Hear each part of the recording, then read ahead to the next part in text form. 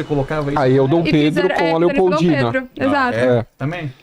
Que a É uma exumação lenda que comprovou que não foi isso. teve nada de... Ela sofreu um aborto, eu consegui os laudos médicos da época, a gente fez uma investigação com médicos Não, e mas tal. qual que é a história E que ele se morreu. contava? O Dom Pedro ele sai do Brasil no meio de uma revolta em 1831, que a elite queria a federalização do país. E ele, assim como Dom Pedro II, acreditavam que não era o momento de federalizar, que era melhor concentrar o poder quando tivesse mais fortalecido, inclusive as elites locais, aí dava poder para as elites. E aí federalizava, então, federalizar significa cada província ia poder escolher seu próprio governador, etc. E ele tinha entendimento que tinha províncias mais avançadas e outras mais atrasadas. Então tinha que ter um poder central para mandar pessoas capazes, que daqueles locais não tinham, para governar, enquanto essa província não tivesse educação, não tivesse meios de ter a própria forma de se governar. E ele era contra, então, federalizar isso em 1831 o país. E as elites locais começaram a pressionar, fizeram o que fizeram e ele acabou tendo que sair do Brasil. Depois que ele sai, ele deixa o Dom Pedro I com 5 anos Dom Pedro II com 5 anos de idade para ser o imperador do Brasil. Era necessário demonizar a figura do imperador. Então essas elites que ficaram, elas querem destruir essa imagem do Dom Pedro, porque havia o perigo dele retornar, depois que resolver essas questões dele na Europa, para ser o regente do filho. Ele morre com saudades do Brasil, ele acaba não voltando, ele morre de tuberculose em Lisboa, e aí começa toda uma fake news a respeito de que ele teria matado a Imperatriz Leopoldina com um pontapé na barriga, quando estava grávida e tal, sendo que a expulsão, ele nem estava ele não estava no Rio de Janeiro quando ela morreu. E a expulsão do feto se deu semanas depois que ele já tinha ido embora. Tipo, não é, você não chuta uma grávida, ela vai expelir o feto. O fato do feto ter saído dentro dela abortar, é porque ela já estava morrendo. Ela pegou uma febre tifoide, ela ingeriu alguma coisa contaminada, pegou a febre tifoide, o corpo dela não resistiu e acabou abortando a gravidez. Mas foi uma causa natural o aborto. Mas aí, para ser o Dom Pedro que chutou a barriga dela, foi 2 palitos, entendeu? Essa é a história, assim.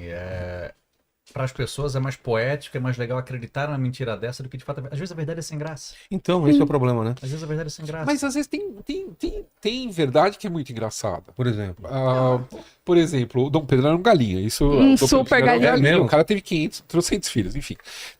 O último filho dele é a coisa mais engraçada. Ele estava em Portugal, ele engravidou uma criada da filha dele, da Maria II de Portugal. E aí ele queria cuidar, porque isso que era engraçado. Ele engravidava as pessoas, as mulheres, e a maioria ele conseguiu pegar o filho para criar. De todas as mulheres que ele teve filho, ele tentou fazer o máximo possível para educar os próprios filhos, legítimos ou não. E aí esse último, que ele ainda teve força para engravidar alguém, Quantos anos ele tava, né? Não, ele tava novo ainda, ele morreu com jovem. 36 anos, tá. só que morreu com tuberculose. E aí ele tinha engravidado uma mulher, a mulher teve o filho, o que ele combinou com a criatura? Eu vou visitar tal local, que tem um negócio que é a roda do enjeitado, que era uma roda que a mulher era uma roda que você abria do lado de fora da rua, você colocava a criança, girava a roda, essa criança ia pro lado de dentro, né, do orfanato, né, que geralmente era um estabelecimento religioso. E ele combinou com a mãe da criança de levar a menina, o filho, pra lá quando ele estivesse visitando, porque daí quando girasse a roda, a criança ia entrar pro outro lado, ele ia ficar enternecido e ia adotar a criança, aquele órfão que foi colocado, que era filho dele. Mas que era filho dele. Então ele arruma todo o esquema pra poder adotar essa criança, pra não revelar pra múmia, né, pra Imperatriz Amélia que tinha engravidado alguém, entendeu? Não, ele cria o esquema. O cara, quando quer pular cerca, ele inventa cada coisa, né, cara? Voltando ao Dom João VI, tem um... De repente, eu tô fazendo a pesquisa e eu achei uma história de que ele teria um envolvimento com um tal de Rufino de Souza Lobato. Então ele seria bissexual, provavelmente, o Dom João VI.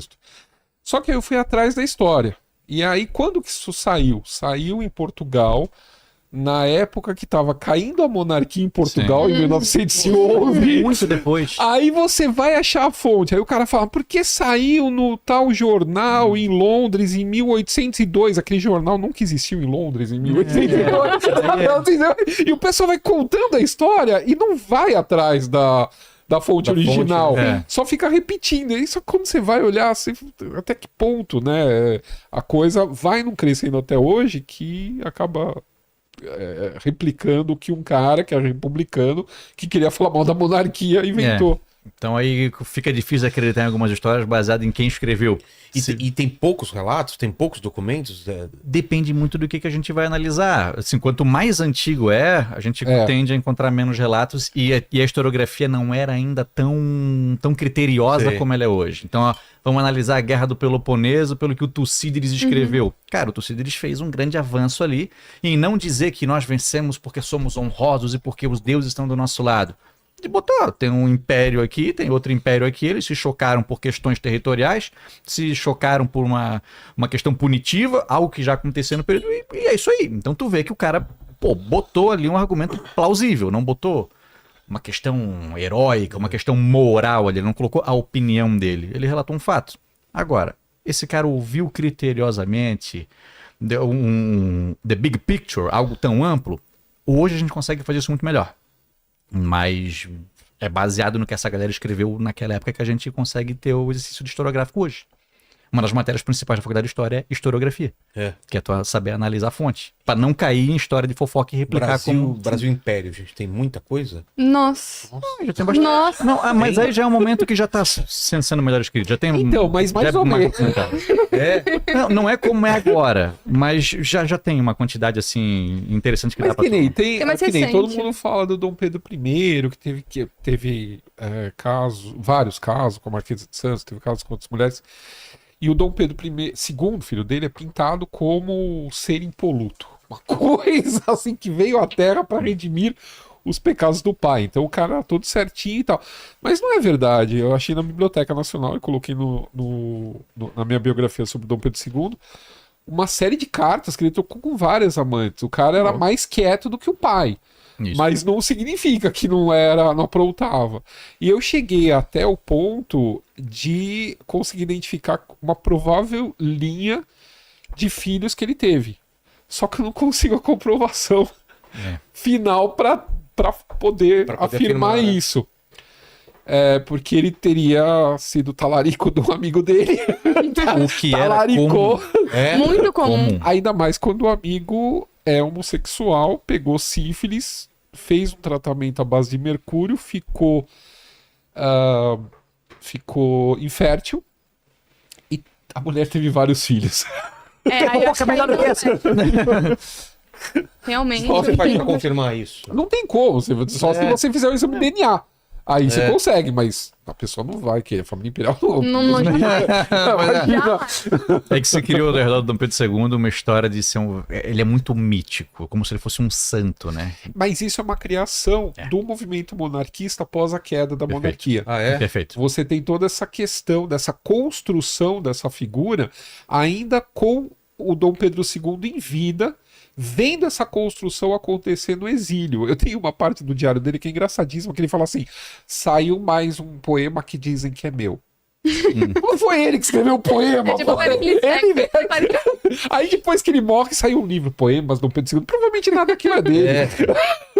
Aí querem que a princesa Isabel, em 1920, mande um poema do pai para colocar numa estátua que estava sendo erguida em Petrópolis, que ainda tá ele sentado com o livro na mão, e ela, olha, eu desconheço qualquer poema, eu conheço, e aí não, porque então assim, tem um saudosismo monarquista logo após a queda, que ele ainda é reverberado até hoje pelo movimento monarquista brasileiro, e que é fake, né, muitos, não falo todos, mas eu acho que aí é uma questão pessoal de como eu enxergo isso.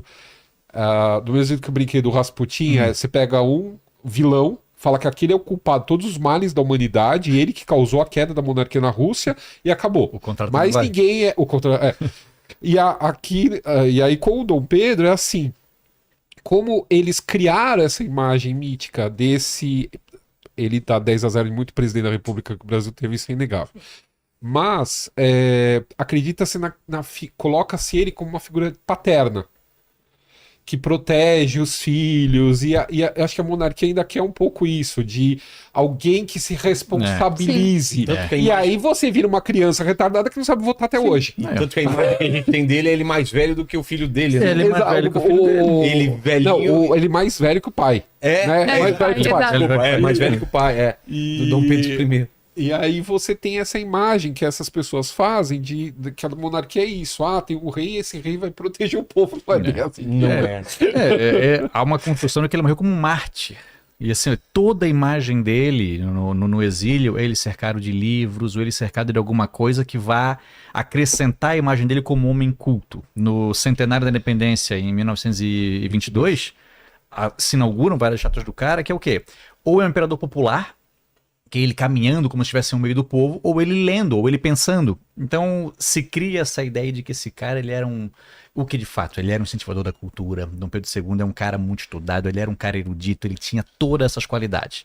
Mas se esqueceu que o cara também tinha uma série de defeitos. Quando ele morre... Ele era controlador, tinha um monte de problema. A imprensa internacional é muito... essa imagem. A imprensa internacional... Ele olho azul mesmo? Sim, igual a mãe. Não, cara, bonitão. Quando ele morre, inclusive, o fotógrafo quer que a cabeça dele fique um pouco mais elevada, ele deitadinho, para uma imagem bela. Você coloca um livro sobre a cabeça dele. Então, mesmo depois de morto, a gente vê que os livros ainda estão ornando a imagem do imperador. Sabe? O imperador, ele assim que chega no exílio, ele recusa uma ajuda financeira do governo republicano brasileiro. E isso, para imagem... financeiramente, para ele é terrível, mas para a imagem dele, porra, os monarquistas veem isso como é isso mesmo.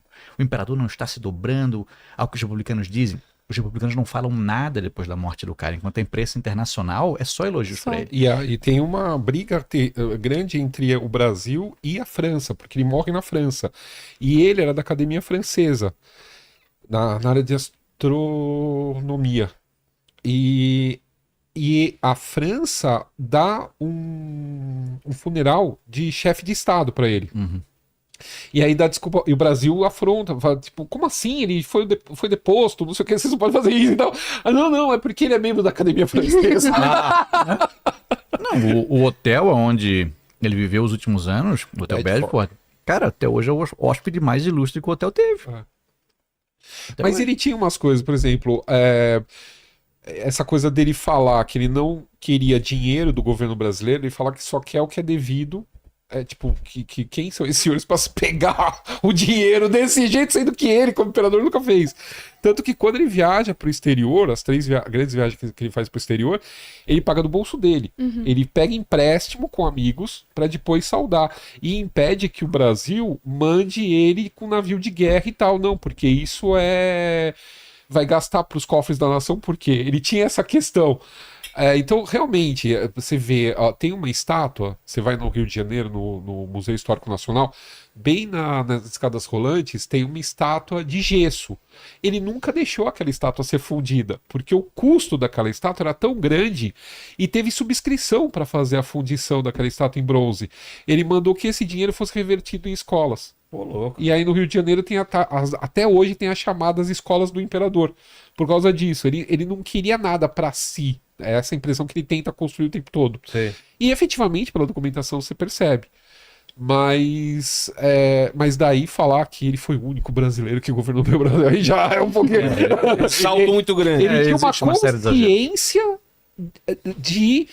Que pra aquela época era uma coisa revolucionária, Mas assim, você imagina, você é criado desde os 5 anos pra governar. Mas assim, você é governado desde os 5 anos pra governar, você faz o negócio direito, você não faz direito, sabe? Tipo... Não, foi isso. E ele tentou. E há uma imagem já contrária ao pai dele, de que o pai dele era um burrão, de que o pai dele resolvia tudo... O que é uma grande mentira, isso aí também é uma construção. O pai dele é um grande incentivador da educação dos filhos. Ele prezava dos muito... filhos quanto da população. Ele é o primeiro cara, ele cria toda uma... Quando ele outorga a Constituição para o Brasil, ele coloca a questão da criação das escolas de primeiro... Por exemplo, boa parte do que a gente tem hoje de direito à educação já aparece na Constituição de 1824. Quando tá tendo a revolta liberal na cidade do Porto, em 1820, para acabar com a monarquia absolutista do pai dele, do Dom João, ele faz um hino. Ele compunha, ele era compositor. Excelente compositor.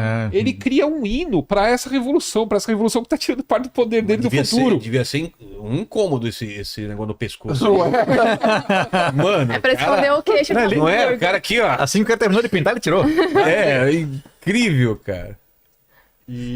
Então, assim, ele não tinha uma criação maravilhosa, mas dentro do que ele foi educado, ele via o liberalismo, que era o movimento que estava em auge no momento, como uma espécie de levar o homem à felicidade. Era essa a ideia, mesmo, pela visão filosófica alemã.